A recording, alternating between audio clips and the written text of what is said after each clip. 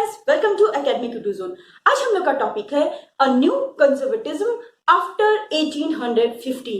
तो सबसे पहले हम लोगों को ध्यान देना होगा कि व्हाट दिस टॉपिक रिवील्स, ये टॉपिक का मतलब क्या है। तो सबसे पहले जानते हैं कि आफ्टर 1815, तो आफ्टर 1815 को बहुत इंपॉर्टेंटली यहाँ मेंशन किया गया है। तो 1815 में हुआ क्या था, तो I think all of you know about that कि 1815 में हुआ क्या था। एक्चुअली 1815 में नेपोलियन जो है डिफीट हो गया था in the battle of Waterloo, और उनको जो है यूरोपियन पावर्स ने मिलकर उनको हराया था। तो दैट मीन्स कि ये एक हिस्टोरिक जो है ईयर बन गया है। ठीक है, तो यहाँ तो आप लोगों को एक पार्ट के बारे में समझ में आ गया है कि आफ्टर 1815 क्यों दिया हुआ है। दैट मीन्स कि वो ईयर जो है वो क्यों इंपॉर्टेंट है और क्यों उनको स्पेशल मेंशन किया गया है। Now the another word is conservatism. तो कंजर्वेटिज्म का मतलब क्या होता है, सबसे पहले ये इंपॉर्टेंटली आपके लिए जानना जरूरी है। तो कंजर्वेटिज्म को बहुत इजी तरीके से मैं आपको समझाने की कोशिश कर रही हूँ कि कंजर्वेटिव, पहले वर्ड लीजिए। तो कंजर्वेटिव हम लोग आए दिन अपने रोज की जिंदगी में ये लाइन में यूज करते हैं, यस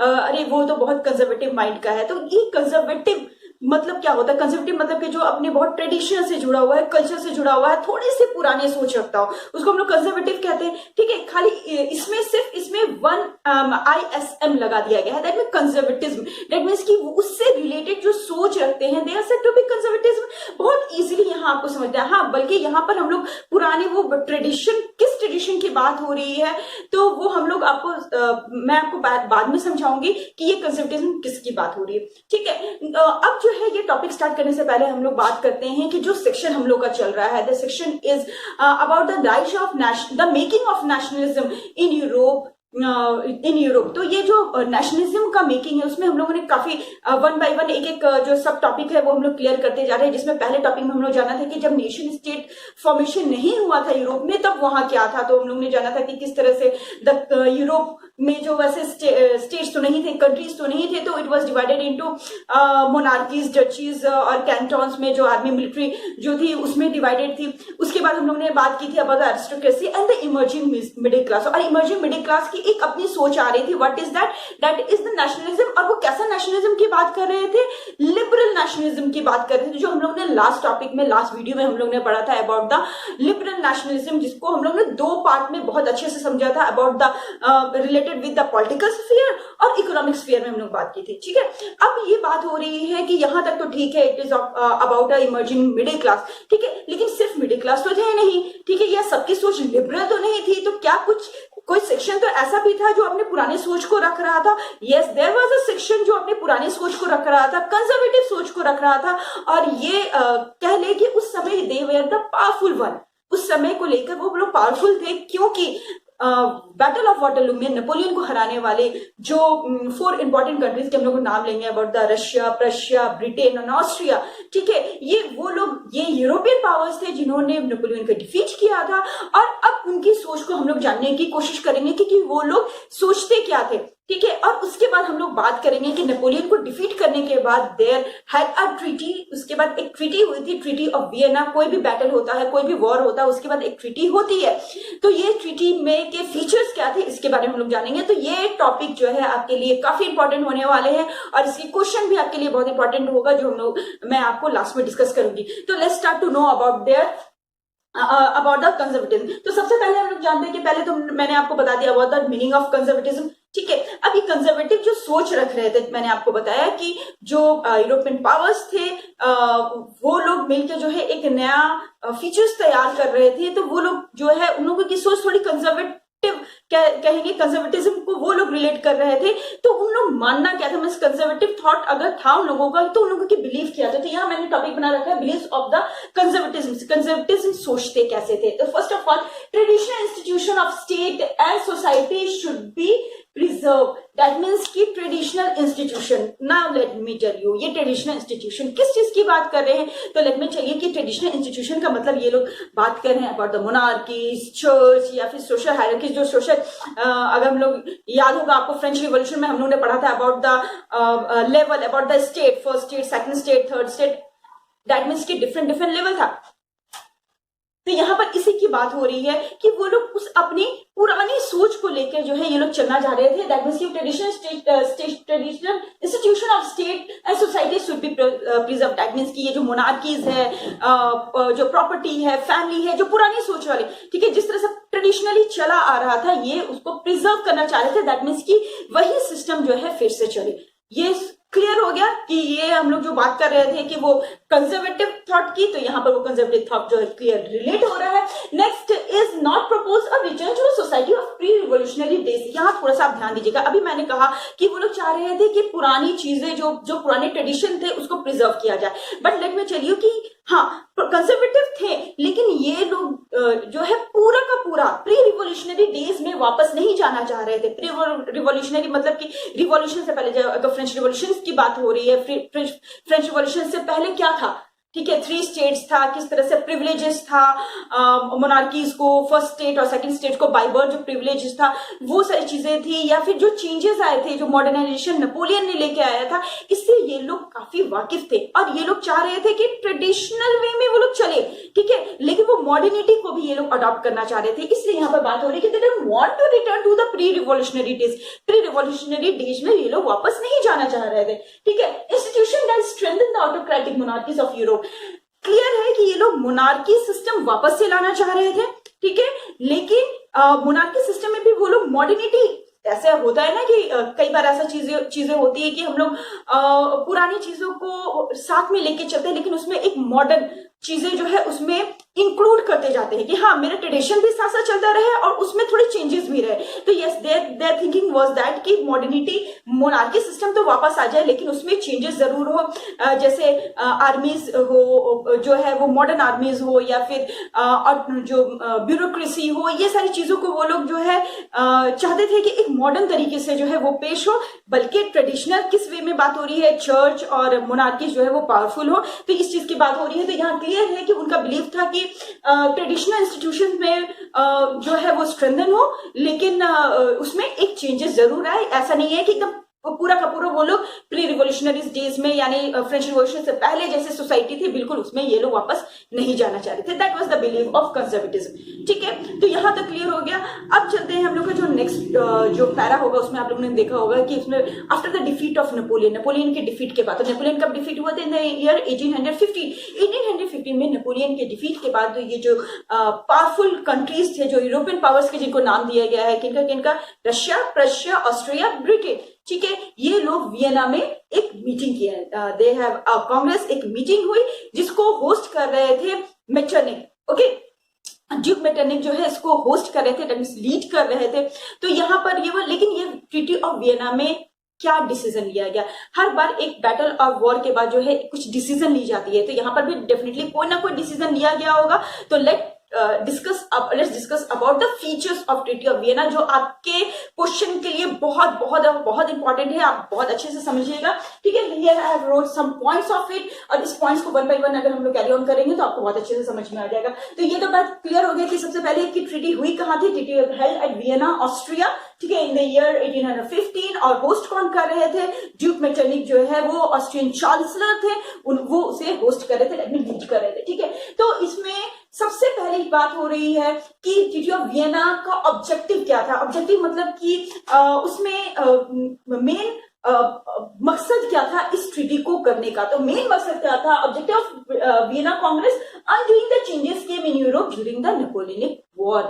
नेपोलियनिक वॉर के टाइम में यूरोप में जो भी चेंजेस आए थे, लेट मी क्लियर यू कि नेपोलियन जो थे, ये तो आप लोगों को मालूम था, ही वाज वेरी डोमिनेटिंग, और पूरा का पूरा वो यूरोप को कंकर करना चाहते थे, ठीक है, यहाँ तक तो आप लोगों को मालूम है। तो यहाँ पर ट्रीटी ऑफ वियना का सबसे मेन मोटिव ये था कि नेपोलियनिक वॉर के टाइम में यूरोप में जो जो चीजें हुई है, जो जो बदलाव हुए हैं, ये उसको वापस से बदलने वाले हैं। दैट मींस कि उस बदलाव को फिर से बदलने वाले हैं, ठीक है। तो सबसे पहले चेंजेस क्या किया गया था? Bourbon dynasty was restored.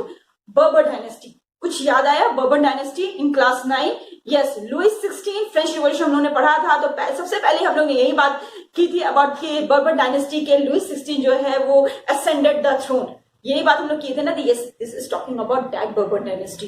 ठीक है, उस डायनेस्टी को फिर से रिस्टोर किया गया। यहां से रिलेट कीजिए जो अभी हम लोगों ने बात की थी अबाउट द कंजर्वेटिज्म। कंजर्वेटिज्म का सबसे पहला थॉट ये था कि वो लोग मोनार्कीज को फिर से वापस लाना चाह रहे थे। तो मोनार्कीज को वापस लाना चाह रहे थे तो किस डायनेस्टी को उन्होंने रिस्टोर किया?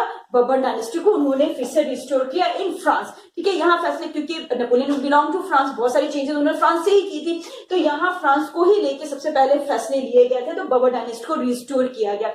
Now France lost the territories that annexed under Napoleon. Napoleon वो तो थे डोमिनेटिंग, वो पूरे यूरोप को कंकर करना चाहते थे, बहुत सारी कंट्रीज को उन्होंने ऑक्युपाई भी कर लिया था। ठीक है, तो ये क्या जो अभी जो ट्रीटी ऑफ वियना में ये डिसीजन लिया गया कि फ्रांस ने जितने टेरिटरीज ऑक्युपाई किए हैं, मींस नेपोलियन ने जितने टेरिटरीज ऑक्युपाई किए हैं अपने रूलिंग टाइम में, ये उसे हटा दिया गया। दैट मीन्स फ्रांस जो है, फ्रांस से उन सारी टेरिटरीज को जो है वापस से छीन लिया गया। A series of states set up on the boundaries of France. France जो है वो आप मैप देख सकते हैं। ठीक है, फ्रांस एक कंट्री है, फ्रांस के चारों ओर a kind of a boundary उन्होंने बना दिया। बाउंड्री का मतलब क्या आप समझ रहे हैं कि वॉल बना दी गई? नो, वॉल नहीं बना दी गई। दैट मीन्स कि उसके चारों ओर कुछ ऐसे कंट्रीज को, स्टेट या कंट्रीज कह ले, उसको फॉर्मेशन कर दिया गया ताकि आइंदा से अगर नेपोलियन जैसा फिर से, इस बार तो नेपोलियन डिफीट हो गया, लेकिन ऐसा तो नहीं है, इन फ्यूचर नेपोलियन जैसा पावरफुल कोई भी आ सकता है, तो उनके लिए इतना आसान नहीं हो अपने पावर को एक्सपैंड करना। ठीक है, तो यहां पर क्लियर है कि मान लीजिए कि अगर ये फ्रांस है तो इसके चारों ओर उन्होंने क्या क्या डिफरेंट स्टेट्स को स्टैब्लिश कर दिया ताकि अगर इन फ्यूचर फ्रांस में कुछ ऐसे डिक्टेटर कोई आते हैं तो उनके एक्सपेंशन जो है वो इजी ना हो। ठीक है, तो सबसे पहले अ सीरीज ऑफ सेटअप। ठीक है, ये क्लियर है। Netherland and Belgium setup in the north. That means कि नॉर्थ में क्या सेटअप किया गया? नीदरलैंड और बेल्जियम स्टेट को, कंट्री को सेटअप कर दिया गया। किसके? फ्रांस के। ठीक है, Genoa added to Piedmont in the south. South में पिडमॉन्ट के साथ जीनियो जो है उसको मिलाकर उसे साउथ में स्टैब्लिश कर दिया गया। ये बहुत इंपॉर्टेंट जो है, ये जो कंट्री सीरीज ऑफ स्टेट जो लोग बाउंड्री में लगा रहे थे, दैट मीन्स कि कहीं ना कहीं ये कर रहे थे कि ताकि अगर जब भी ये एक्सपैंड करने की कोशिश की जाए तो सबसे पहले उन्हें ये कंट्री से क्रॉस करना पड़ेगा, तब जाके वो बाहर निकल सकते हैं और दूसरे कंट्री पे हमला कर सकते हैं। तो यहाँ पर ये इस चीज पे वर्क कर रहे थे। ठीक है, रशिया अब और क्या गया, ये तो समझ में आ गया कि हाँ उनके चारों ओर उन्होंने एक बाउंड्री क्लियर कर दी, डिफरेंट कंट्रीज को जो है स्टैब्लिश कर दिया ताकि इन फ्यूचर फ्रांस जो है एक्सपेंशन पॉसिबल ना हो पाए। अब और ट्रीटी में क्या किया गया? तो ट्रीटी में जो पावरफुल कंट्रीज है डेफिनेटली वो लोग अपने कुछ ना कुछ फायदा करेंगे ही। ठीक है, अपने पावर को और बढ़ाने की कोशिश करेंगे। उन लोगों की जीत हुई थी तो ऑब्वियसली उस जीत का फायदा उन लोगों को मिलेगा ही। Prussia got new territories of its western frontier and portion of Saxony. That means कि प्रशिया, जैसे मैंने आपको बताया था कि 4 इंपॉर्टेंट पावर्स थे, Prussia, Russia, Austria and Britain. ठीक है, तो प्रशिया, अभी आपको प्रशिया नहीं मिलेंगे। ठीक है, इंडिया मैप, ये यूरोपियन मैप में, क्योंकि अभी वो चेंज हो गया है। प्रशिया जो है वो नॉर्दर्न इटली और नॉर्दर्न जर्मनी के जो है पोर्शन में था। ठीक है, अभी वो आपको नहीं मिलेगा, ये हटा दिया गया है ना। प्रशिया जो है उस समय प्रशिया वाज अ पावरफुल, तो उनको नया टेरिटरी से जो है उनको दे दिया गया। उनके वेस्टर्न एरिया में जो भी पोर्शन था वो दे दिया गया था। सैक्सोनी एरिया जो है, दिस इज द नेम, आप लोगों को ये नाम बहुत इंपॉर्टेंटली याद करने होंगे। तो ये पोर्शन, इनका फायदा किसे मिल गया? प्रशिया को मिल गया। उनको एक न्यू टेरिटरीज मिल गया, उनको न्यू एरिया मिल गया। तो ऑल्दो प्रशिया वॉज पावरफुल और उनके पावर में कुछ और भी ऐड हो गए। Austria was also one of the powerful country, तो Prussia was given control of northern Italy. Northern Italy का पूरा पोर्शन जो है किसे मिल गया? ऑस्ट्रिया को मिल गया। ऑस्ट्रिया भी powerful. Russia was given part of Poland. Poland का पार्ट जो है वो किसे मिल गया? रशिया को मिल गया। दैट मीन्स कि यहाँ पर आपको क्लियर नजर आ रहा होगा कि ये जो पावरफुल कंट्रीज थे जिन्होंने मिलकर नेपोलियन को डिफीट किया था, इस डिफीट का उन्होंने फायदा उठाया और कहीं ना कहीं अपने पावर को एनहांस किया। यहाँ पर लास्ट लाइन लिखा हुआ है, German confederation of 39 states was left untouched. लेकिन जो नेपोलियन ने कॉन्फेडरेशन ऑफ 39 स्टेट्स बनाया था वो उसके बारे में भी कोई फैसला नहीं लिया गया था। That was kept untouched. तो this is the feature of Vienna. Vienna congress के अगर फीचर्स की बात कर ले या उनकी ट्रीटी की बात कर ले तो ये सारे फैसले जो है उसमें लिए गए थे। क्लियर है? तो यहां तक आई थिंक 2 चीज तो आपको बिल्कुल क्लियर हो गई होगी की कंजर्वेटिज्म जो थॉट की बात हम लोगों ने बात की, या ट्रीटी ऑफ वियना में क्या जो है फैसले लिए गए, ये क्लियर हो गया। Now let's move on. यहाँ पर जो हम लोग ने 4 पावर्स की बात की, ठीक है, रशिया, प्रशिया, ऑस्ट्रियन, ब्रिटेन, ये इनमें जो पावरफुल जो लोग थे, जो कांग्रेस के मेंबर बने हुए थे, डेफिनेटली दे वर कंजर्वेटिव, वो लोग ये सारे फैसले ले रहे थे, ठीक है। लेकिन क्या ये लोग सिर्फ इतना ही कर रहे थे कि और दे वर डोमिनेटिंग, या वो अपने अगेंस्ट मींस वो कैसे थे, लिबरल माइंड के थे, क्या थे? तो यही is talking about autocratic conservative regime. तो वो लोग कहीं ना कहीं एक ऑटोक्रेटिक रूल को फिर से वापस लाना चाह रहे थे। तो इसको फुलफिल करने में भी उन लोगों ने कुछ स्टेप उठाया। क्या स्टेप उठाया? Intolerable toward criticism and dissent. दैट मीन्स कि ये लोग जो भी फैसले ले रहे थे, ये सारे, ऐसा तो नहीं है कि ये मान लीजिए कि ये जो है प्रशिया के लिए, ऑस्ट्रिया के लिए, रशिया के लिए खुशी की बात है, उन लोगों को नए नए टेरिटरीज मिल गए, ठीक है। लेकिन इससे बहुत सारे लोगों को नुकसान भी तो हुआ, बहुत सारे कंट्रीज को नुकसान भी हुआ। या फिर आप कह सकते हैं कि मीडिया जो है वो उसके अगेंस्ट बोल सकती है, या फिर क्वेश्चन कर सकती है उससे। तो यहाँ पर उन्होंने बिल्कुल इसके लिए अपना वर्क किया कि उन्होंने दे वर इनटॉलरेबल, वो लोग टॉलरेट नहीं करे थे, because at that point of time Napoleon को डिफीट करने के बाद दे वर द पावरफुल वन, और वो लोग बिल्कुल टॉलरेट नहीं कर सकते थे कि उनको कोई क्रिटिसाइज करे, ठीक है, या उनके बारे में कुछ लिखे। Curve activities that question the legitimacy, that means कि वो लोग जो भी लॉ बना रहे हैं, जो भी पॉलिसी बना रहे हैं, या जो भी काम कर रहे हैं, उनके अगेंस्ट अगर कोई कुछ बोलता था तो they used to suppress that one, वो उस एक्टिविटीज को दबा देते थे with their own power. Imposed censorship, और सेंसरशिप भी वो लोग लगा रखे थे ताकि कोई भी उनके अगेंस्ट ना न्यूज़पेपर में या ये सब में बुक्स नहीं लिख सकते थे, प्ले नहीं कर सकते थे। तो ये सारी चीजें जो है उन्होंने सेंसरशिप इम्पोज कर दी ताकि उनके अगेंस्ट कोई लिखने का हिम्मत ना कर सके, ठीक है। तो यहाँ पर ऑलमोस्ट हम लोगों ने 3 टॉपिक जो है वो, एक टॉपिक तो यही है बट इसके अंदर उन्होंने 3 पार्ट कंप्लीट कर लिया। एक तो कंजर्वेटिज्म, पहले मीनिंग बताया मैंने, और फिर उनका बिलीव क्या था, वो the most important treaty of Vienna, और उसके बाद से कि ये जो पावरफुल जो पावर्स थे, या जो उनके ऑटोक्रेटिक कंजर्वेटिव जो रिजीम बन गई थी, जो अपना रूल चला रहे थे, उनकी थिंकिंग क्या थी, ठीक है। तो this is the important one. अगर इनसे रिलेटेड जो क्वेश्चन है, ये तो पॉइंट्स हो गए आपके, इनके रिलेटेड क्वेश्चन आपको आपके स्क्रीन में दिख जाएंगे। Okay then you just prepare all that question. मिलते हैं नेक्स्ट वीडियो में नेक्स्ट टॉपिक के साथ। Okay then good bye and keep